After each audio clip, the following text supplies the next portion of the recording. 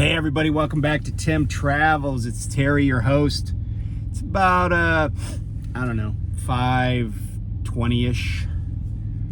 On Tuesday, I ran 611 miles today. Fortunately, I did it on paper logs, so I can leave whenever I want and just get on the actual clock. No, I'm just kidding. But I did run 611. Let me see. I used all but 24 minutes of my drive clock. And I was just hustling because this winter storm's coming in, and I'm actually parked at the Loves. I just got out of the shower and got a beverage of my choice, which was Diet Coke, of course. And this is the Loves at exit 24 on I-80 in Virginia. So this is Meadowview. Sometimes I stop there in Max Meadows, which is exit 84, but this is exit 24. But I started at exit 118 this morning, went to exit 310, delivered that load, came all the way back to exit 14, went out in the boondocks, and got back here.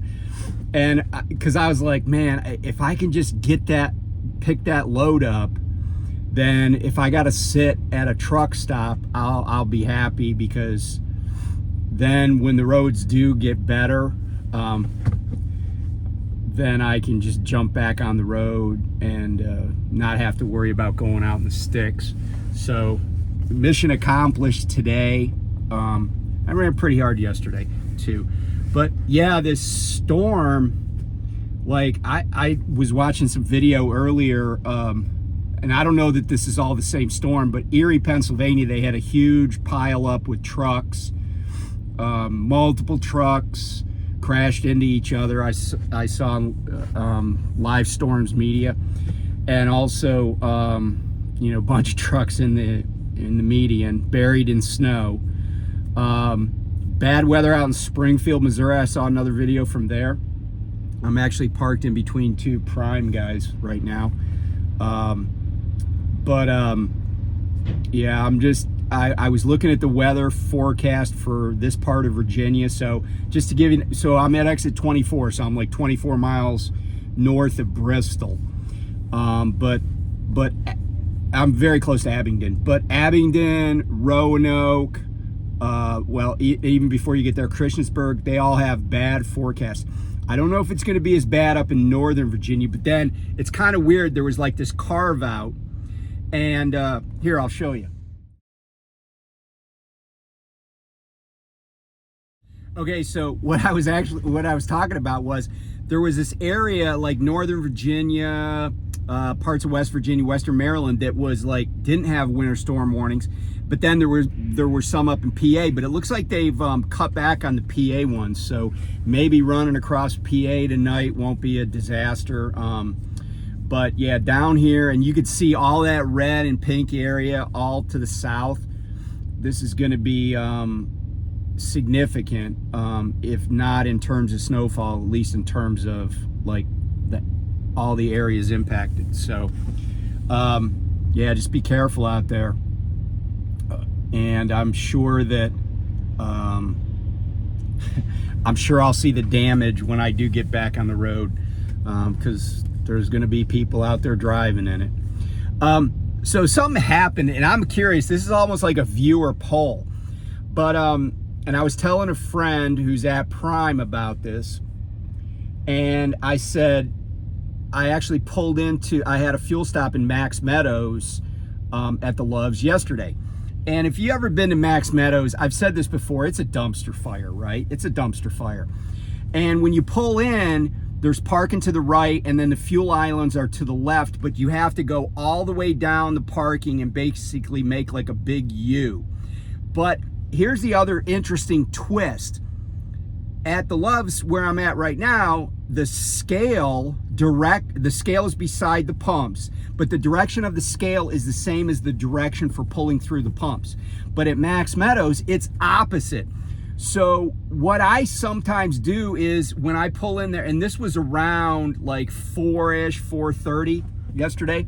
So what I'll do is, I know that there are going to be people trying to park and back in, and you know, a lot of people are not very proficient at that. It takes them a while. They make bad choices, bad setup, whatever it is, right? It's just life in the big city. So what I'll do is I'll go across the scale, go in basically opposite the direction of the fuel lanes, and then I'll just make a U-turn right there behind the pumps and get behind whoever's in the pump. So yesterday I go in there and I could see there's some trucks up ahead of me, so I don't want to have to wait for them. So I do the same maneuver. I go through the scale and I hook a U-turn. But when I get through the scale, I notice there's some people up against the curb. Like there's a guy with an Amazon trailer, and then there's like this hot shotter that's behind him, but they're way up against the curb. And so I was like, I don't know what they're doing, but I'm kind of the school of pick a lane and stick with it. Now, I will say that if I'm in a lane and the one next to it opens up and there's nobody already there or coming, I will swing over and pull in the open fuel island. I'll definitely do that. But if there's a whole bunch of people waiting, and I just pick the lane with the least amount of trucks in it. And sometimes it works and sometimes it doesn't. Like the other day, I was fueling up in Tom's Brook at the Loves, and I picked a lane because there was no truck in front of the pumps. So I was like, okay, this guy can go and, get out of the way quickly. Well, people pulled in after me in both to my right and to my left, and those lanes opened up first. And then it turned out the guy actually came out to the truck from inside, and he showed me that the DEF pump was broken. Now, so I was like, okay. So then he pulled out, but the lane to the right opened up, so I just went over there and fueled. But I didn't try, I was like, man, shit, I picked wrong, right? I just guessed the wrong lane. But yesterday, I was like, I did a U-turn because I was like, I don't know what these guys are doing. And right when I made that U-turn, a guy that was at a pump pulled up in front of the pump. So I was like, oh, cool, open pump. I just pull in there. Well, then, like, the guy in the Amazon truck was looking at me like I had 3 eyeballs. And I mean, I do, but that's just not nice to look at me that way. But, and then I was like, were they waiting in line? And so here's the thing. I have kind of like played the game where I wait in between, 2 or maybe even 3 pumps to see which one opens first. But, I don't necessarily think that that's a thing. Like, I'm kind of trying to hedge my bet, but if somebody pulls up to either the right or the left, like I was describing at the other truck stop, then they do. Then it's like, okay, well, now my choice is down to 2 lanes. And if somebody pulls up to the other side, now my choice is the lane I'm in front of. So I'm just curious, because I've never been one of the people to like get in a queue. And the other problem I have with that idea of forming a line and whichever one opens up is the one, you get to go there next. The problem I have with that is that then what you do is you get this big ass backup across a truck stop. So you have 6 lanes with 1 truck in between, in the pumps. And then you got like 6 other trucks stringing it out like a freight train waiting. But at these smaller truck stops, like that one I'm talking about in Max Meadows, then it jacks people up that are trying to park or just trying to get in the place. So I'm just curious what everybody thinks. By the way, I do not feel bad. I have 0 amount of remorse about that. And as I said to my friend, I said, so many times since I've been driving a truck, somebody with an Amazon trailer has given me heartburn. has caused me a problem, so I don't even feel bad. And a hot shotter, forget about it. I couldn't care less. All right, so let's talk about more trucking stuff. So somebody said to me the other day, they were telling me about a driver, and this is a driver at Prime, but it doesn't really matter the company. And they were being feted, celebrated, whatever you want to say, for having run 1 million miles at Prime. And just quick math, right? If you run really hard, consistently, you will probably run around 10,000 to 12,000 miles a month. Okay, when I was at night transportation, I would routinely run, 11 to 12,000 miles. But at that pace, right, it would still have taken me about 8 years to get to 1 million miles. But if you run less than that, and I could tell you from at least my experience at Prime was I wasn't running 10,000 miles a month, unless I had a trainee on the truck. Where I was running, 5,000 in a week or something. Most months, I'm sure I didn't run 10,000 miles. So, but let's say that this person did. Let's say they averaged for the whole time, 12,000 miles a year. It would still take them, what is that? 8 years would be 96 or 960,000 miles. So you're still talking like over 8 years if you're running that hard. And I certainly didn't run that hard at Prime. I took a lot more time off. Like when I was at night, I would go out for 3 weeks and take like 2 days off and be back in the truck. But the mileage isn't as important as this other part. And so my friend was telling me that this person who had been recognized for running 1 million miles at Prime basically has nothing to show for it. Like, they're not wealthy. They don't, their house isn't paid off. They're, they got all sorts of debt and stuff like that. And I guess they knew this person, or talked to this person at least. And I was like, I can't imagine doing this job, because this is a hard job a lot of times. I can't imagine doing this job for 10 years and having nothing to show for it. And and I've talked about this before, but a lot of people reach out to me often about trucking, and certainly there's a lot of interest in trucking. But by the way, the Bureau of Labor Statistics, the BLS, did some revisions to the 23 and early 24 numbers for the trucking industry, and actual truck driver jobs were basically flat. In other words, even though the trucking recession has been a thing, and there haven't been the creation of a lot of truck driving jobs. Doesn't mean you can't find a job, because people are always leaving the industry. But the industry as a whole is not really growing in terms of adding jobs. And, so that means that every job that is available is, it's kind of a seller's market when there's not a lot of jobs available. And if you're coming into the industry new, then you kind of have to take what's out there sometimes. And I can't imagine being that long and leasing a truck or owning a truck at Prime and really being like, yeah, I got nothing to show for this. And that's the cautionary tale, right?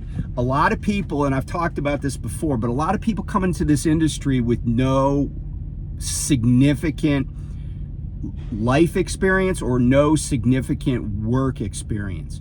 Working fast food, working at, TJ Maxx, unless you were like in management or something, it really doesn't count.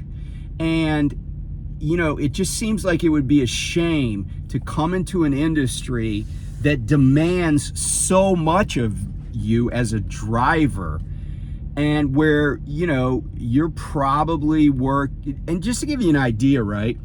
Normal 9-to-5 job, you have 52 weeks where you get 2 days off, at least. That doesn't even count vacation.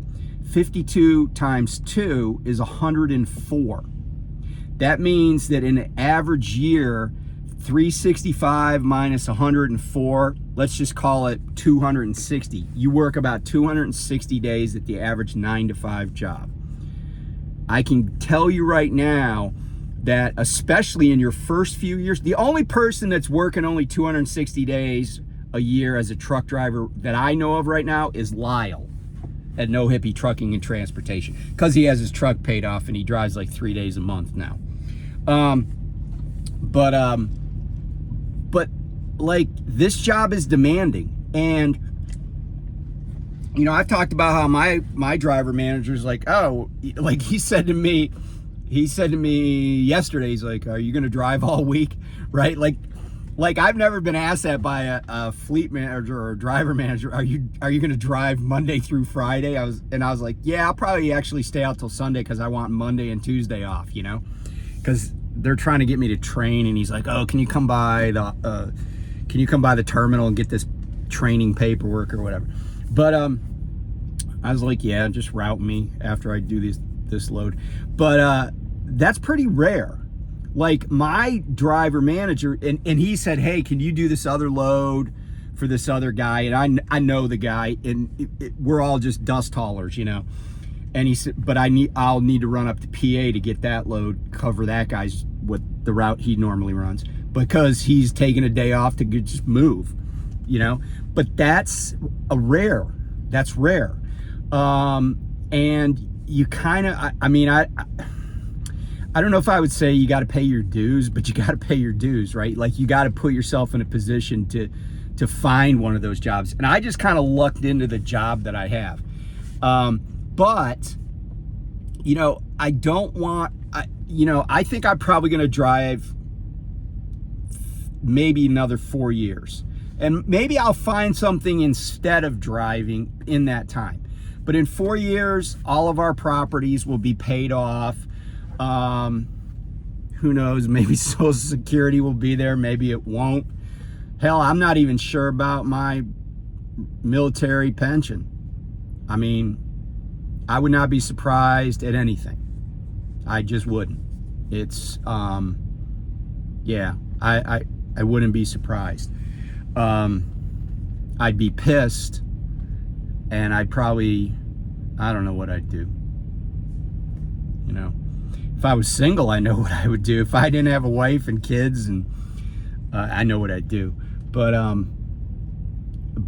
anyway, you know, I guess my message is this: if you're coming into trucking, that's cool, but come in with your eyes wide open, and don't waste it. Like, you know, and I've seen it. I've talked about it before, right? You see like the $60,000 pickup truck sitting in the parking lot at one of the terminals, wherever you work. It doesn't matter the company, right? And you're like, wait a minute, that truck, you know, they're making a payment on that truck every day. I mean, I know they only do it once a month, but it's every day, right? Every day the clock is ticking, and every day insurance, and they paid registration, and you know, it's like all that stuff that people have, depreciating assets. And you know, there's and even owning a house that you're never at. You know, that's weird. There's just a dog running around loose.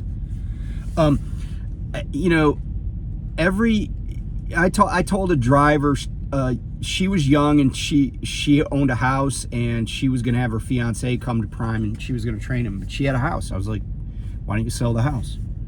You know, because you're not going to be there. And the market was good then. You know, the market was good. It was a seller's market.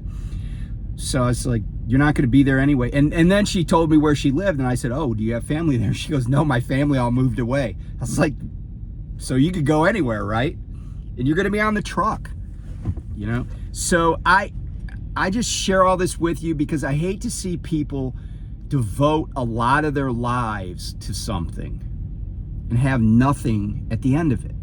And so many Americans do that. So many Americans do that. And, you know, if you're a little bit concerned about where Social Security will be at you know, when you retire, then that militates even more towards taking matters into your own hands and, you know, pay yourself first, right? You've heard that. Pay yourself first. Save your money. Invest wisely. And by the way, contrary to what my friend Lyle says, I don't believe residential real estate is a great investment. My wife and I have a couple of houses, but we've never owned a house that we didn't live in at some point. Now, some of them we ended up renting out, but that was because we already owned them, but we had lived in them. So I'm not a fan of being a landlord. It's kind of a pain in the butt. And, you know, real estate doesn't always appreciate. And I know people that, you know, back when I used to do foreclosures, I met a lot of people that got burned speculating in real estate. So anyway, I share that with you. And you know, it was kind of funny. I was talking to my friend about investments and stuff, and I told them a bunch of stuff, and I basically was like, you know, I think there's an idea out there that people should just, you know, not have to pay Social Security tax, and then they can just invest their own money. And I was like, you will not believe how many people will be destitute in retirement. Like, they won't retire. They will just have to work until they die, which used to be the way it was. You know, people that were born in, you know, the 1870s, they just worked till they died, unless they were, you know, like wealthy, like unless they were a financier or a doctor or a lawyer or something like that. But like blue collar people, they would work till they were dead or could physically no longer do the work. And yeah, it was a rough life for a lot of people. So I don't know if that's coming again. History does repeat itself. So we'll see. But if you don't want to be that person who has to work until they die, and you know, you see it everywhere. You go into McDonald's and the lady taking your order is 76 years old. Do you really think that she just loves hanging around with 18-year-olds that much? Maybe it's a reason, it's something to do, but for a lot of people, it's a necessity. And it's not because they really love hanging out with people, because they could do that at a canasta group or at a country club, right? There's lots of places to hang out with people. And I'm not talking about the old guys, like the McDonald's in my town. Every morning you go down there's like the old guys hanging out drinking free coffee. I'm not talking about them. But I'm talking about you walk into a Walmart and the lady that's your cashier, who's sitting on a stool because she can't stand anymore for any length of time, and who's, you know, 72 years old. She never dreamed that's what her life was going to be, but that's what happened. And this is with Social Security.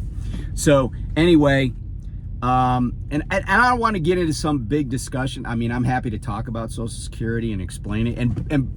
And you know, if people are interested, I could do a live and talk about it, because there's a lot of aspects to it that I don't think people understand. And you know, the funny thing is, the person that I was talking to yesterday has a background in accounting, but I was talking about stuff that I learned working in the financial services industry, and they were like, whoa, I didn't know that. So it's not, you know, it's not a subject that most people are really facile with, they're really knowledgeable of. So anyway, be safe out there. I'm just taking a snow day. I got some books to read. I got my Wi-Fi. You know, there's no such thing as an emergency delivery of sawdust. So, yeah, I'll just I'll still have a good week, and but be safe about it. So anyway, be safe. Talk to you soon. Bye.